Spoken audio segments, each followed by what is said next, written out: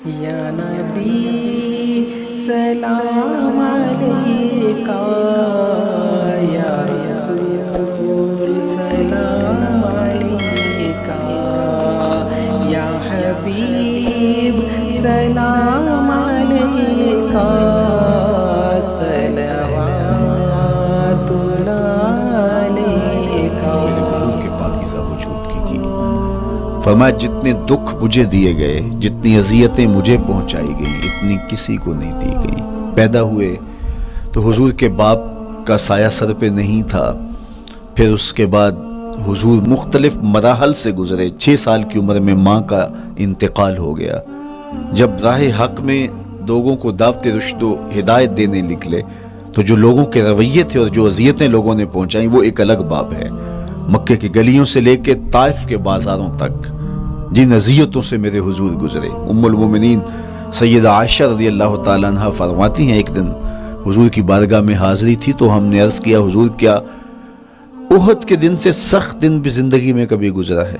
صحابہ کی نظر میں اس دن سے سخت دن کبھی زندگی میں نہیں آیا، اس لیے کہ جب 70 صحابہ کی لاشیں پڑی تھیں، حضور کے چچا حضرت امیر حمزہ شہید کر دیے گئے، اور نہ صرف انہیں شہید کیا گیا، ان کا مسئلہ کیا گیا، اعضائے بدنیاں کاٹ دیے گئے، ناک کاٹ لی گئی، زبان کاٹ لی گئی، بدن چیر کے کلیجہ نکالا گیا، اور پھر ان اعضاء کا ہار پرویا گیا، اور ہندا نے گلے میں ڈال کے رقص کیا، آنکھوں میں نیزے چبھ ہوئے گئے۔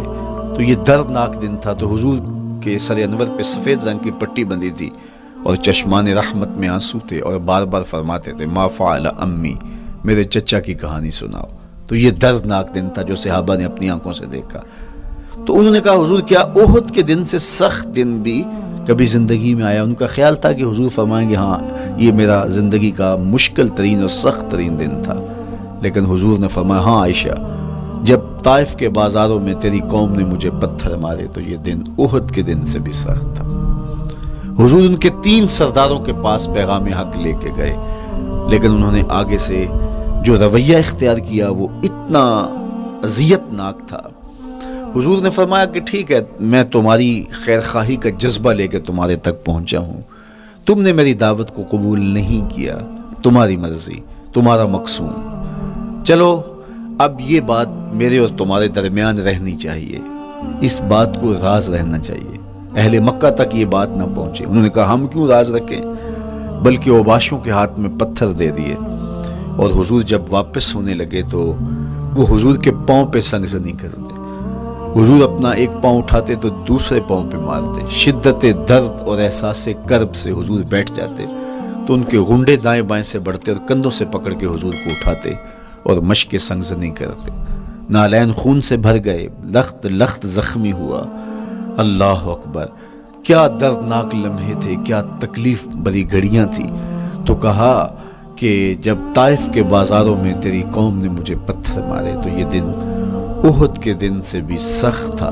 اچھا، جب حضور پر اس طرح آلام و مصائب ٹوٹ پڑے تو حضور کے ساتھ جو صحابہ تھے انہوں نے کہا حضور ان کے لیے بد دعا کر دیجئے، تو میرے حضور بولے میں رحمت بن کے آیا ہوں، میں رحمت بن کے آیا ہوں۔ اللہ اکبر، ان کا تقاضا پہم بڑا تو حضور کے ہاتھ اٹھ گئے، اور پھر حضور نے جو کہا سنیے، اللہم اہد قومی فإنہم لا یعقلون، اے اللہ میری قوم کو ہدایت دے دے، یہ مجھے جانتے نہیں، اگر جانتے تو ان کا میرے ساتھ یہ رویہ نہ ہوتا۔ تو پتھروں کے جواب میں دعائیں دینا پیغمبروں کا حوصلہ ہوتا ہے۔ اللہ اکبر، مورخ اسلام حفیظ جلندری نے کیا خوبصورت پیرائے میں نقشہ کھینچا کہ حضور ہاتھ اٹھا کے دعا مانگ رہے ہیں، الہی کرم کر کو سارے طائف کے مکینوں پر، الہی پھول برسا ان پتھروں والی زمینوں پر۔